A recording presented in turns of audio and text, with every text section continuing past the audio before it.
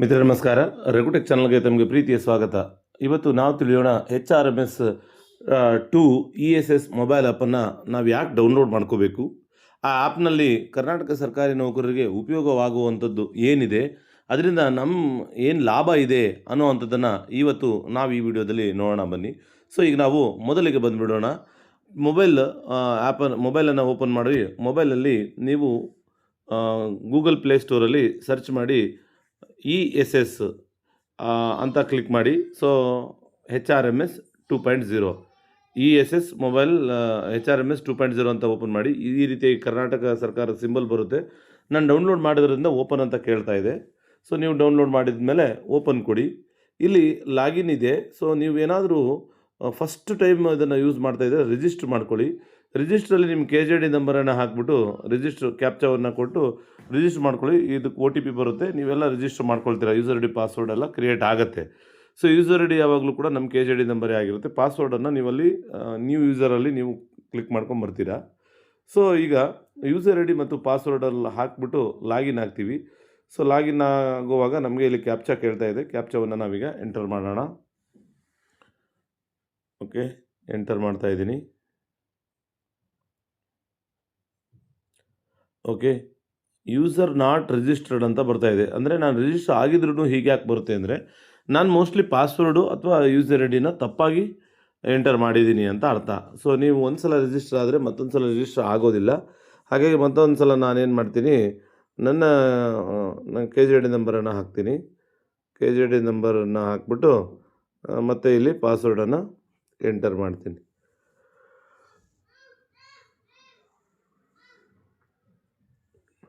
ಕ್ಯಾಪ್ಚಾವನ್ನು ಅಲ್ಲಿರೋ ರೀತಿಯಲ್ಲೇ ನೀವು ಬರೆದು ನೆಕ್ಸ್ಟ್ ಅಂತ ಕೊಡಿ.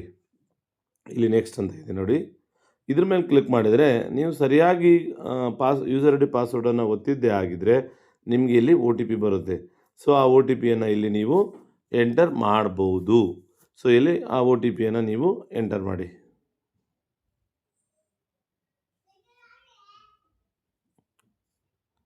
ಓಕೆ, OTPಯನ್ನು ಎಂಟರ್ ಮಾಡಿಬಿಟ್ಟು ಸಬ್ಮಿಟ್ ಮಾಡೋಣ. ನಮಗೆ ಸಬ್ಮಿಟ್ ಮಾಡಿದ್ದಾದಮೇಲೆ ನಮಗೆ ಈ ರೀತಿಯಾಗಿ ಒಂದು ಇಂಟರ್ಫೇಸ್ ಓಪನ್ ಆಗುತ್ತೆ. ಮಿತ್ರರೆ, ಈ ರೀತಿಯಾಗಿ ಪೇಜ್ ನಿಮಗೆ ಓಪನ್ ಆಗುತ್ತೆ. ಸೊ ಓಪನ್ ಆದಮೇಲೆ ನಾವು ಇಲ್ಲಿ ಮೊದಲಿಗೆ ನಿಮ್ಗೆ ಕಾಣಿಸ್ಕೊಳ್ಳುತ್ತೆ ನೋಡಿ. ಇಲ್ಲಿ ಅಪ್ಕಮಿಂಗ್ ಹಾಲಿಡೇಸ್ ಅಂತ ಇರುತ್ತೆ. ಅಪ್ಕಮಿಂಗ್ ಹಾಲಿಡೇಸ್ ಬಂದ್ಬಿಟ್ಟು 21/8/26 ಅಂತ ಇರುತ್ತೆ. ಸೊ ವರಮಹಾಲಕ್ಷ್ಮಿ ಹಬ್ಬದ ಪ್ರಯುಕ್ತ ನಮಗೆ ಹಾಲಿಡೇಸ್ ಅಂತ ಕೊಟ್ಟಿರ್ತಾರೆ. ಸೊ ಅದು ಹಾಲಿಡೇಸ್ ಆಗಿರುತ್ತೆ. ಸೊ ಇದು ಮೊದಲನೇ ಪೇಜಲ್ಲೇ ಕಾಣಿಸ್ಕೊಳ್ಳುವಂಥದ್ದು. ಸೊ ಇನ್ನು ಇಲ್ಲಿ ಫೇವ್ರೇಟ್ ಸರ್ವಿಸ್ ಅಂತ ಇರುತ್ತೆ ನೋಡಿ. ಇದು ಫೇವ್ರೇಟ್ ಸರ್ವಿಸ್, ಇದು ನಿಮಗೆ ಬರೋದಿಲ್ಲ. ಮೊದಲನೇ ಬಾರಿ ನೀವು ನೋಡ್ತಾ ಇದ್ರೆ ನಿಮ್ಗೆ ಇದು ಕಾಣಿಸ್ಕೊಳ್ಳೋದಿಲ್ಲ. ಪೇರೋಲು ಮತ್ತೆ ಲೋನ್ಸ್ ಅಂತ ಇದೆಯಲ್ಲ, ಅದು ಕಾಣಿಸ್ಕೊಳ್ಳೋದಿಲ್ಲ. ನಾವೀಗ ಹೋಮಲ್ಲಿ ಇದ್ದೀವಿ. ಹೋಮಲ್ಲಿ ನಮ್ಗೇನೂ ಬರೋದಿಲ್ಲ. ಸೊ ಇಲ್ಲಿ ಆಲ್ ಸರ್ವಿಸ್ ಇದೆಯಲ್ಲ, ಈ ಆಲ್ ಸರ್ವಿಸಲ್ಲಿ ನಮಗೆ ಬೇಕಾಗಿರ್ತಕ್ಕಂಥ ಸರ್ವಿಸಸ್ಗಳು ಇಲ್ಲೇ ನಮಗೆ ಸಿಕ್ಬಿಡುತ್ತೆ. ಸೊ ಏನು ಬೇಕಾಗಿರುತ್ತೆ ನಮಗೆ, ಈಗ ಪೇರೋಲ್ ಬೇಕಾಗಿರುತ್ತೆ ನೋಡಿ. ಪೇರೋಲಲ್ಲಿ ನಮಗೆ ಯಾವ ವರ್ಷದ ಮತ್ತೆ ಯಾವ ತಿಂಗಳಿನ ನಮಗೆ ಸ್ಯಾಲರಿ ಸರ್ಟಿಫಿಕೇಟ್ ಬೇಕಾಗತ್ತೆ ಅನ್ನೋವಂಥದ್ದನ್ನು ನಾವಿಲ್ಲಿ ತಗೋಬಹುದು. ನೋಡಿರಿ, 2025 ಮತ್ತೆ 26ನೇ ಸಾಲಿನಲ್ಲಿ ಇರ್ತಕ್ಕಂತಹ ಏನು ಸ್ಯಾಲ್ರಿ ಪೇ ಸರ್ಟಿಫಿಕೇಟ್ ಏನಿರುತ್ತಲ್ಲ, ಸೊ ಅದು ನಮಗೆ ಕಾಣಿಸ್ಕೊಳ್ಳುತ್ತೆ. ಸೊ ಇದಿಷ್ಟು ನಾವು ನೋಡಿ. ಸೊ ನಾನೀಗ ನನಗೆ 2026 ಜನವರಿ ತಿಂಗಳ ಪೇ ಬಿಲ್ ಬೇಕಾಗಿರುತ್ತೆ. ಸೊ ನಾನೀಗ ಅದನ್ನ ನೋಡಿ, ಸಕ್ಸಸ್ಫುಲಿ ಆಯಿತು. ನಾನು ಓಪನ್ ಮಾಡ್ಕೊಳ್ತಾ ಇದ್ದೀನಿ. ಸೊ ನನಗೆ PDF ಅಲ್ಲಿ ಕಾಣಿಸ್ಕೊಳುತ್ತೆ. ಅದನ್ನು ನಾನು ಆಮೇಲೆ ನೋಡ್ಕೋಬಹುದು. ಸೊ ಇದಿಷ್ಟು. ಆಮೇಲೆ ಅರ್ನಿಂಗ್ಸ್ ಎಷ್ಟಿದೆ, ಡಿಡಕ್ಷನ್ಸ್ ಎಷ್ಟಿದೆ, ಅವೆಲ್ಲವೂ ಕೂಡ ಇಲ್ಲಿ ನಮಗೆ ಕಾಣಿಸ್ಕೊಳ್ಳುತ್ತೆ. ಅದನ್ನು ನೀವು ನೋಡ್ಬೋದು. ಸೊ ಇದಿಷ್ಟು ಪೇರೋಲ್ನಲ್ಲಿ ನಾವು ಅಷ್ಟೇ ನೋಡೋಕ್ಕಾಗೋದು. ಇನ್ನು ಲೀವ್ ಬಂದ್ಬಿಟ್ಟು ನಮಗೆ ಆಲ್ರೆಡಿ CLಗಳು ಎಷ್ಟಿದಾವೆ, ಇದು ಡಿಡಕ್ಷನ್ ಆಗ್ತಾ ಇಲ್ಲ. ಸೊ ಇದು ನಮಗೆ ಎಜುಕೇಶನ್ ಡಿಪಾರ್ಟ್ಮೆಂಟಿಗೆ CL ಬಂದ್ಬಿಟ್ಟು 15 ಇರುತ್ತೆ. EL ಬಂದ್ಬಿಟ್ಟು ಅದು ನೀವೇನು HRMS 2.0ದಲ್ಲಿ ಅಪ್ಡೇಟ್ ಮಾಡಿದ್ರು ಅಷ್ಟು ಕಾಣಿಸ್ಕೊಳ್ಳುತ್ತೆ. ಅಪ್ಡೇಟ್ ಮಾಡಿಲ್ಲ ಅಂದ್ರೆ ಅಪ್ಡೇಟ್ ಮಾಡ್ಕೊಳ್ಳಿ. ಹೇಗೆ ನಾವು EL ಅನ್ನ ಅಪ್ಡೇಟ್ ಮಾಡ್ಕೊಳ್ಳೋದು ಅಥವಾ HPL ಅನ್ನ ಅಪ್ಡೇಟ್ ಮಾಡ್ಕೊಳ್ಳೋದು ಅನ್ನೋಂಥದ್ದು ಕುರಿತು ನಮ್ದು ಇದೇ ಚಾನಲ್ನ ವಿಡಿಯೋದಲ್ಲಿ ಇದೇ ಚಾನಲ್ನಲ್ಲಿ ನಿಮ್ಗೆ ಆ ಸಂಬಂಧಪಟ್ಟಿರ್ತಕ್ಕಂಥ ವಿಡಿಯೋ ನಮಗೆ ಸಿಗುತ್ತೆ, ನೀವು ನೋಡ್ಕೋಬಹುದು. ಸೊ ಇದಿಷ್ಟು. ನೀವು ಇ-ಎಲ್ ಬಗ್ಗೆ ಆಯ್ತು. ಸೊ ಇದಿಷ್ಟೇನಾ? ಇದು ಡಿಡಕ್ಷನ್ ಆಗ್ತಾ ಇಲ್ಲ. ಇಲ್ಲಿ 10 ಏನಿರುತ್ತೋ ಎಲ್ರಿಗೂ 10 ಕಾಣಿಸ್ಕೊಳ್ಳುತ್ತೆ. 10 ನಮ್ಗೆ ಡಿಡಕ್ಷನ್ ಆಗ್ತಾ ಇಲ್ಲ. ಯಾಕಂದ್ರೆ ಎಚ್-ಆರ್-ಎಂ-ಎಸ್ ಜೊತೆ ಅದು ಲಿಂಕ್ ಆಗಿರದೇ ಇರೋ ಕಾರಣದಿಂದ ಅದು ನಮ್ಗೆ ಡಿಡಕ್ಷನ್ ಆಗಲ್ಲ. ನೋಡಿ, ವ್ಯೂ ಅಪ್ಲೈಡ್ ಲೀವ್ಸ್ ಅಂತ ಇದೆ. ನಾವ್ ಯಾವ್ದಾದ್ರು ಅಪ್ಲೈ ಮಾಡಿದ್ರೆ ನಮ್ಗೆ ಅದು ಸಿಗುತ್ತೆ. ಇಲ್ಲ ಅಂತ ಹೇಳಿದ್ರೆ ಸಿಗೋದಿಲ್ಲ. ಈಗ ನೀವು request for leave encashment, EL ಎನ್ಕ್ಯಾಶ್‌ಮೆಂಟ್‌ಗೆ ನೀವೇನಾದ್ರೂ ಬೇಕು ಅಂತ ಹೇಳಿದ್ರೆ ಇಲ್ಲಿ ನೀವು ಅಪ್ಲಿಕೇಶನ್ ಹಾಕ್ಬೋದು. ಅಪ್ಲೈ ಫಾರ್ ಲೀವ್ ಎನ್ಕ್ಯಾಶ್‌ಮೆಂಟ್ ಅಂತ ಇದೆ. ಸೊ ನೀವಿನ್ನು ಬ್ಲಾಕ್ ಪೀರಿಯಡ್ ಅದನ್ನ ನೀವು ತಗೋಬಹುದು. ಕರೆಂಟಾ, ಪ್ರೀವಿಯಸ್ಸಾ ಅದನ್ನ ತಗೊಳ್ಳಿ. ಯೂಶುವಲಿ ಕರೆಂಟೇ ಆಗಿರುತ್ತೆ. ಸೊ ಈ ಕರೆಂಟ್ ಬ್ಲಾಕ್ ಪೀರಿಯಡ್ ಅನ್ನ ನೀವು ನೋಡ್ಕೊಳ್ಳಿ. ಸರೆಂಡರ್ ಡೇಟ್ ಯಾವಾಗ ಅಂತ ನೀವು ಸೆಲೆಕ್ಟ್ ಮಾಡ್ಕೋಬೇಕಾಗುತ್ತೆ. ನಂಬರ್ ಆಫ್ ಡೇಸು ಅದು 15 ದಿನವನ್ನ ನೀವು ಅಥವಾ ಎಷ್ಟು ದಿನ ಆಯ್ತೋ ಅದನ್ನ ನೀವು ಕೊಟ್ಟು ಏನ್ ಮಾಡ್ತೀರಾ? ಸಬ್ಮಿಟ್ ಅಪ್ಲಿಕೇಶನ್ ಅನ್ನ ಕೊಡ್ತೀರಾ. ಸೊ ಇದಿಷ್ಟು ಲೀವ್ ಅಪ್ಲಿಕೇಶನ್ ಅನ್ನ ನೀವು ಸ್ವಲ್ಪ ಬಹಳ ಸಿಂಪಲ್ ಆಗಿದೆ.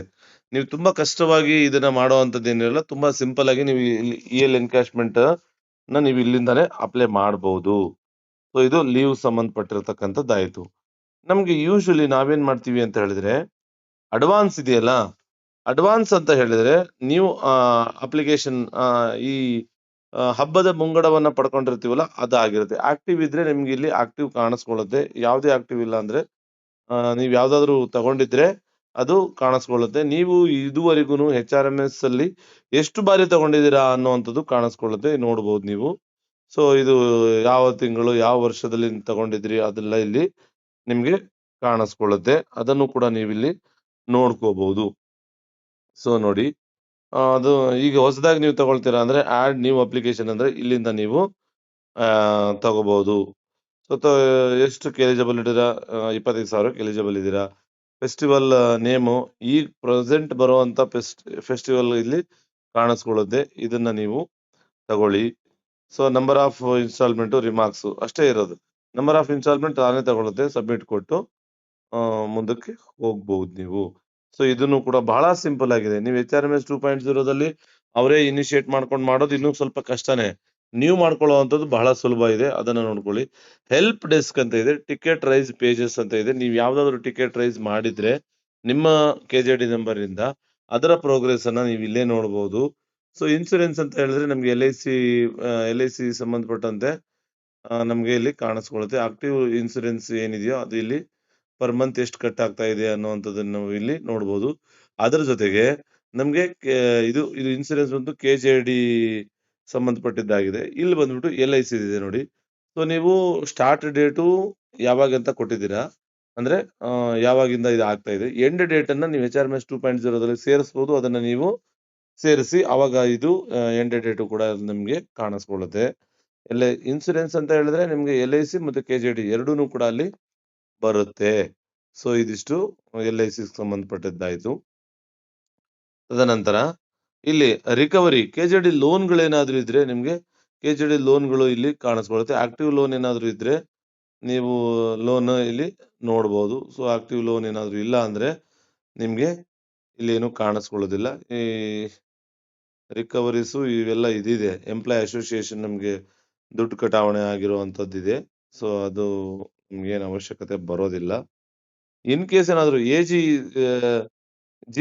ಎಜಿ ಸ್ಲಿಪ್ಪು ಮತ್ತೆ ಜಿಪಿಎಫ್‌ದೇನಾದ್ರೂ ನೀವು ಎಲಿಜಿಬಲ್ ಇದ್ರೆ ಅದು ಕೂಡ ಕಾಣಿಸ್ಕೊಳ್ಳುತ್ತೆ. ಎಜಿ ಸ್ಲಿಪ್ ಅನ್ನ ನೀವು ಇಲ್ಲೇ ಡೌನ್‌ಲೋಡ್ ಅನ್ನ ಮಾಡ್ಕೋಬಹುದು. ನೀವು ಎಜಿ ಸ್ಲಿಪ್ಪಿಗೆ ಸಂಬಂಧಪಟ್ಟವರಾಗಿದ್ರೆ. ಇಲ್ಲ ಅಂತ ಹೇಳಿದ್ರೆ ನಿಮ್ಗೆ ಬರೋದಿಲ್ಲ. ಇನ್ ಕೇಸ್ ನೀವು ಎಜಿ ಸ್ಲಿಪ್ ಇಲ್ಲ, ಅದು ಬರೋದಿಲ್ಲ ಅನ್ನೋ ಹಂಗಿದ್ರೆ ಬರೀ ಅಸಿಸ್ಟೆಂಟ್ ಟೀಚರ್‌ಗಳಾಗಿದ್ರೆ ನೋಡಿ 2026 ಜನವರಿ ಅಂತ ಕೊಡ್ತೀನಿ. ನೋಡಿ all eligible load default select month and date ಅಂತ ಕೊಡ್ತಾ ಇದೆ. ಯೆಸ್ ಕೊಡ್ತೀನಿ ನಾನು. ನೋಡಿ ಅದು ಬರೋದಿಲ್ಲ. ಯಾಕಂದ್ರೆ ನಮ್ಗೆ ಅದು ಬರೋದಿಲ್ಲ. ಓನ್ಲಿ ಬಿ ಗ್ರೂಪ್ ಮತ್ತೆ ಎ ಗ್ರೂಪ್ ನೌಕರರಿಗಷ್ಟೇ ಅದು ಬರುತ್ತೆ. ಸೊ ಅದೆಲ್ಲವನ್ನು ನೋಡ್ಕೊಳ್ಳಿ. ನೀವು ಜಿಪಿಎಫ್ ನೌಕರರಾಗಿದ್ರೆ ಜಿಪಿಎಫ್ ಮಾಹಿತಿಯನ್ನು ಇಲ್ಲಿ ಡೌನ್‌ಲೋಡ್ ಮಾಡ್ಕೋಬಹುದು. ಸೊ ಜಿಪಿಎಫ್ ಮಾಹಿತಿಯನ್ನು ಡೌನ್‌ಲೋಡ್ ಮಾಡ್ಕೊಳ್ಳಿ. ನೀವು ಜಿಪಿಎಫ್ ಸಂಬಂಧಪಟ್ಟವರಾಗಿಲ್ಲ ಅಂತ ಹೇಳಿದ್ರೆ ನೋ ಡಾಟಾ ಅವೈಲೇಬಲ್ ಅಂತ ಬರುತ್ತೆ. ಈಗ ನಾವು ಎನ್-ಪಿ-ಎಸ್‌ನವರು. ಹಾಗಾಗಿ ನಮ್ಗೆ ಅದು ಜಿಪಿಎಫ್ ಮಾಹಿತಿ ಇಲ್ಲಿ ಕಾಣಿಸ್ಕೊಳ್ಳೋದಿಲ್ಲ. ಸೊ ಇದಿಷ್ಟು ಇದ್ರಲ್ಲಿ ನೀವೇನೇನ್ ಮಾಡ್ಕೋಬೇಕು ಅನ್ನುವಂಥದ್ರ ಕುರಿತು ಮಾಹಿತಿ ಇದೆ. ಯೂಶುವಲಿ ನಾವು ಸ್ಯಾಲರಿ ಸ್ಲಿಪ್ ಅನ್ನ ಡೌನ್‌ಲೋಡ್ ಮಾಡ್ಕೊಳ್ಳೋದಕ್ಕಂತೂ ಇದು ತುಂಬಾ ಒಳ್ಳೆಯ ಆಪ್ ಆಗಿರುತ್ತೆ. ಅದನ್ನ ನೀವು ಬಳಸ್ಕೊಳ್ಳಿ. ಸೊ ಇದಿಷ್ಟಾಗಿದ್ದು ಇವತ್ತಿನ ಮಾಹಿತಿ. ಮಾಹಿತಿ ಬಗ್ಗೆ ನಿಮ್ಗೆ ಈ ಇ-ಎಸ್-ಎಸ್ ಆಪ್ ಬಗ್ಗೆ ನಿಮ್ಗೆ ಏನಾದ್ರು ಡೌಟ್ ಇದ್ರೆ ಅಥವಾ ಯಾವುದೇ ತರದ ಡೌಟ್ ಇದ್ರೆ ದಯವಿಟ್ಟು ನನಗೆ ಕಮೆಂಟ್ ಬಾಕ್ಸ್ ಅಲ್ಲಿ ಮೆನ್ಷನ್ ಮಾಡಿ. ನಿಮ್ಗೆ ನನಗೆ ಗೊತ್ತಿರುವಂತ ಮಾಹಿತಿನ ನಿಮ್ಗೆ ತಿಳಿಸ್ಕೊಡ್ತೀನಿ. ಸೊ ಇದಿಷ್ಟು ಮಾಹಿತಿ ಇ-ಎಸ್-ಎಸ್ HRMS ಟು ಇ-ಎಸ್-ಎಸ್ ಕುರಿತು ಆಗಿತ್ತು. ಮಾಹಿತಿ ಇಷ್ಟವಾದ್ರೆ ಲೈಕ್ ಮಾಡಿ, ಶೇರ್ ಮಾಡಿ, ಸಬ್ಸ್ಕ್ರೈಬ್ ಮಾಡೋದನ್ನ ಮಾತ್ರ ಮರಿಬೇಡಿ. ಧನ್ಯವಾದಗಳು.